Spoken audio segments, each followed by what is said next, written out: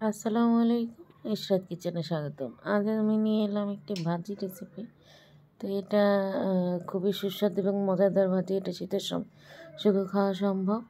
তো আমি এই জন্য কড়াইয়ে পেঁয়াজ বসিয়ে তেল দিয়ে সামান্য একটু হলুদ দিয়ে একটু সামান্য করে আদা রসুন জিরা বাটা দিয়ে পেঁয়াজটাকে ভালো করে একটু ভুনে নেব। এর মধ্যে দিয়ে দিলাম চিংড়ি মাছ, গুঁড়ো চিংড়িটা দিয়ে হালকা একটু নেড়ে চেড়ে এখানে আমি দিয়ে দিলাম মরিচের গুঁড়া, সামান্য একটু ধনিয়া গুঁড়া দিয়ে হালকা করে ভেজে নিয়ে এখানে আমি এখন দিয়ে দিলাম হলো পেঁয়াজের কুলি, ফুলকপি ছোটো করে কাটা, আর হচ্ছে আলু কুচি সামান্য একটু দিয়ে এখানে উপর থেকে আমি ধনিয়া গুঁড়া আর হচ্ছে একটু কাঁচামরিচ ছিটিয়ে দিয়ে ভাজিটা এখন নেড়ে চেড়ে করবো।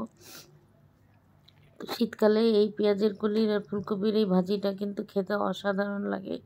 দেখেন খুবই তাড়াতাড়ি এই ভাজিটা হয়ে যায়, কোনো রকম পানি অ্যাড করা লাগবে না। তো নামানোর আগে আমি অবশ্যই ধনিয়া পাতা কুচি দিয়েছি।